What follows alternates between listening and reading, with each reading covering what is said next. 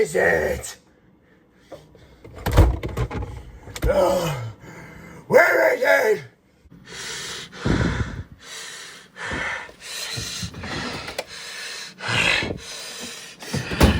Wait. Alfred! What? Did you eat my last hot nugget? No, I swear. Swear to me!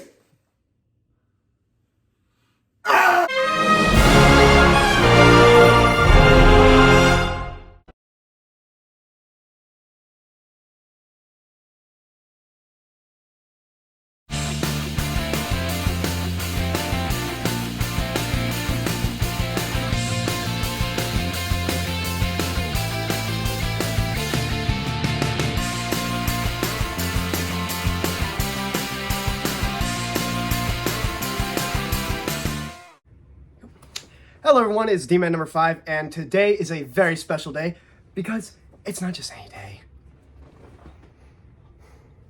It's his day. It's Batman Day. And to celebrate such an occasion, such a very special day of this guy's life, we're reviewing what I consider to be one of the best Batman movies, one of my favorite Batman movies. That's right, I'm talking about The Batman vs. Dracula. Now, you're probably wondering, what the fuck kind of name is that for a movie? And that sounds like a bomb. Well, you'd be wrong. Because this movie is not just any kind of movie. It's an animated Batman movie released 18 years ago, which was when this guy was born, and which was when Revenge of the Sith came out. So a good year for the world, in my opinion. We had the best Batman movie released, we had the best Star Wars movie released, and we had the best YouTuber released. Coincidence? I think not, everyone. But this movie, yes, the title itself does sound like a bomb, but it's actually really good. The music is fantastic. The animation is breathtaking and so good. It's so gothic. It's filled with atmosphere. The music, the opening credits alone to it. If you haven't seen this movie, I'm guessing probably like 99% of the world hasn't. Please watch it. The opening is beautiful with, oh God, the music, it's breathtaking. Now, seeing how it's a Batman movie, I should tell you that it is connected to another show called The Batman, which was released in 2004. You don't really need to watch the show that much to watch the movie, but if you would like to, just know that the designs for certain characters are changed, like how this is a younger Batman, and the Penguin is a little more bloated, and the Joker, their version of the Joker is hands down my favorite, because he's voiced by legendary voice actor. I'm blanking on his name, but he's voiced Cleveland Brown Jr. He's voiced like so many other famous characters. It's great, and he plays the Joker very well. And there's one scene that I will talk about later in this review. But let's get down to the story. It's in the title, Batman vs. Dracula. Simple as that. We start out in Arkham, where the Penguin is talking to this crook that just recently got into prison, saying, I hid some cash in a cemetery. Penguin is like, okay, how about this? If I help you get out, we split the take. So he agrees. Then the guy tells him that he also told the Joker. So the Joker immediately breaks out and goes for the money. So Penguin's like, well, I can't let the clown get it, so I gotta go get it. And he does. He catches up to Joker and he says, let's agree to split it. But both of them are planning on betraying each other. Joker already beats him to the punchline and electrocutes him with his joy buzzer hand. It's really good. And then Joker continues to make his way to the cemetery, but Batman is right on his tail. And the Joker and Batman fight it out while Penguin makes it to the cemetery, but the place where the guy told Penguin to look, not very helpful, because he told him to look on the tombstone with the cross. Well, mostly all of the tombstones in the cemetery that Penguin is looking in have crosses on them. So it doesn't really help him. Until Penguin sees one coffin or grave, tomb that looks like the place where you would hide money. Little does he know, this is the resting place for Count Dracula.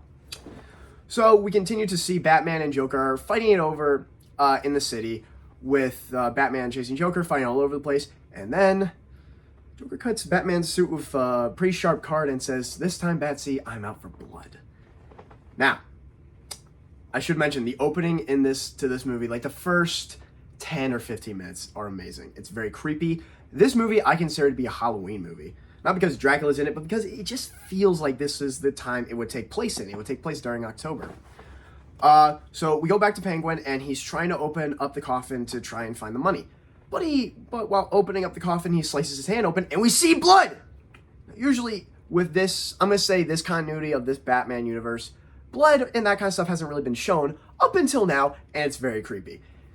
So a piece of a drop of Penguin's blood goes into Count Dracula's tomb, and somehow revives him, and then chases Penguin out of his tomb throughout the cemetery, and it's a creepy chase. It is a scary and intense chase. It's so good. We cut back to Batman, Joker. Batman has Joker hanging over a ledge, and Joker, asks him to help him up, but tricks Batman. But Batman knows it's the joy buzzer and, dodges it, and Joker just jumps off the ledge, but his electric buzzer is activated. So when he lands in the water, he electrocutes himself. Joker basically dies. What the hell? Don't worry. There's more. There's more of Joker. Come back to Penguin. He's being chased by Dracula, but then Dracula kills a night guard, who then becomes one of Dracula's, I'm going to say, foot soldiers. And one thing that's actually really interesting to note about Dracula, whenever he bites someone but doesn't kill them, he actually gains more intelligence. Like, he actually evolves more of each bite. That's actually really cool, because when he's first revived, he's more animalistic, more barbarian, but then when he bites another guy, he's more, what's the word? He's a little more human, but he's very bony. He's very skeletonish. Then we head back to the Batcave, where Batman is brooding over Joker's death, and Alfred asks, did you at least find Penguin? Nope, didn't find Penguin. Penguin is then put underneath Count Dracula's control, and decides to go on a little more hunting. Now, we're not shown that, but when we later see Dracula, he's a little more grown. He's grown into it. He's evolved a bit more. And then later over time, Batman is hearing reports of lost ones going missing, and these are the victims of Dracula who have now become his foot soldiers. So the next night, Batman decides to go out to find more of these lost ones. Then he sees a woman get mugged, and her purse is taken away. But right before he can catch the guy, the night guard from the cemetery catches the guy and bites him and turns him into a vampire. Then he bites the girl and turns her into a vampire. Then Batman fights 3 vampires, and he's like, what the fuck is going on? And he tells Alfred, and he's like, they had fangs, Alfred. And Alfred just says the funniest thing. He goes, poppycock! Surely you can buy any of that at a cheap Halloween store. Alfred in this movie is so funny. I would say Christopher Nolan got his inspiration of Alfred from this TV show, from like this version of the Batman, because he's always telling Batman he needs to quit. He's always doubting him on shit. It's so good. I love this Alfred. He even attacks Dracula at one point with a fucking crossbow. Alfred in this movie is a goat, man. He's the fucking goat. So we move on. Batman realizes, okay, so it's Dracula. And then they go looking for knowledge, and they upgrade their arsenal. Batman makes like garlic smoke bombs. He laces his batarangs in garlic and anything Dracula related. They even go looking for like vampire knowledge in their library, and there's a really nice scene where Bruce Wayne says, we have the best medical library in all of Gotham right under our roof. And then Alfred says, yes, it is always fun to hunt for knowledge when it's in the courtesy of Dr. Thomas Wayne. And it's such a nice shot. It's a really nice, beautiful scene. And then we cut to Batman going out to the cemetery, but a SWAT team is after him, because there's a story going around that Batman's actually Batman's actually the guy taking all the lost ones. So it's a pretty cool chase with him and the police, but Dracula is also involved, because later Batman crashes into a building, I want to say an abandoned building, and the SWAT team goes looking for him. It's kind of like the scene from Batman Year One where the SWAT has him cornered and he's trying to make his way out. But so while Batman's trying to make his way out, Dracula's also in there taking them one by one, and it's so cool. So there's one scene where like one guy aims like his light or his gun at Dracula. Dracula just looks at him and just devours him. It's such a creepy scene, but it's so good. And then Batman makes it to the top of the roof, and there were some police on his tail, but now they're gone. And then one gun comes flying out. It's like a scene out of a horror movie. And Batman's like, what the fuck? Then, as he looks down at the gun, the shadow of Dracula goes over him, and we begin the best like interaction in any Batman history, where I beg of you to watch this movie just to see the first like fight and interaction between them, because it's so good. They like it's like that interrogation scene in The Dark Knight with Batman and Joker. It's really good. It's like that level of good. And you know, Batman first fights Dracula and gets his ass handed. Batman loses. We don't usually see that. Sometimes we do, but like never. He just lost to Dracula. It's crazy. So after that, Batman's like, I fucking lost to Dracula. He's the better Batman. But gets his shit together, and he makes an antidote. He starts to no, he doesn't make an antidote. Later, we find out that the Joker's alive. Then Joker confronts Penguin, follows him into Dracula's tomb, and Dracula bites the Joker. And then we begin the second best scene in the movie. So it starts out with Alfred saying that there's a break-in and a bank, and then Batman's like, it's a blood bank. And who's there? The Joker, as a vampire. Then Batman goes in, looking for him, and we begin the scariest and coolest fight scene in the movie.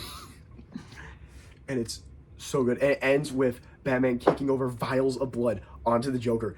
And it's not like shown, like the lighting makes it very dark, but like if that scene was lit correctly, it would give the movie an R for sure. Then Batman, you know, takes the Joker back and tries to cure him and tries to make an antidote for all this. And then he does. And then Batman finally finds out where Dracula's hidden, given to him information by the Joker saying, where's Gotham Cemetery? And so Batman goes in all out war and cures everyone, and then goes to fight Dracula, who has Batman's or Bruce Wayne's girlfriend, Vicky Vale, who by the way is a love interest in the movie. She's pretty good. She's actually really good. And so Batman, like, you know, stops the ceremony to make Vicky Vale Dracula's bride. And then we begin a really cool chase scene with Batman trying to make his way to the Batcave while Dracula's hunting him. And right when Batman gets there, he's taken down by Dracula. And then comes in Alfred with a fucking crossbow, shoots him with the antidote, and is like, does not work. And then Batman makes his way up to the top level of the Batcave, where Dracula's going on like, I am evil incarnate, I am the Prince of Darkness. And earlier in the movie, there was a convention or like a dance for Wayne Industries where Batman or Bruce Wayne was talking to Dracula, going under the alias Dr. Alucard. Good name, bro. And said, Wayne Industries is developing a new machine to harness sun energy to make it more clean energy and all that crap. And Dracula does say, it's about time science did something positive with the sun.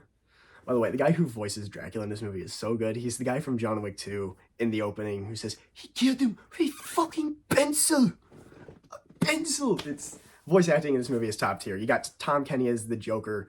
You got the guy who voices Cleveland Brown Jr. as the Joker. You got top tier list. And then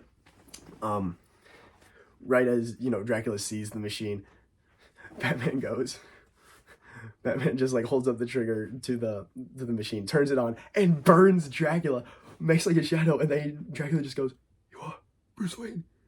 And Batman just says the coldest line, and goes, and the Batman, and you're toast. Boom, swings up, Dracula gets burnt by the sun machine or whatever, and then Batman comes down with a fucking KO, and then boom! Ends Dracula. How cool. I encourage you all to watch this movie. It ends, the finale, I might have hyped it up a little bit. It feels like the movie is an hour and 23 minutes. And by the finale, you're like, okay, let's try and wrap up. But it is a good finale. It ends very well. And it starts out so strong. It ends on a really good note.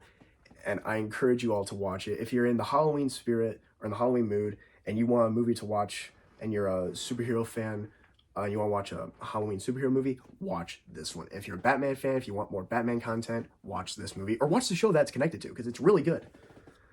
But yeah, that's my review for Batman Day of the Batman vs. Dracula. I hope you guys enjoyed, and justice.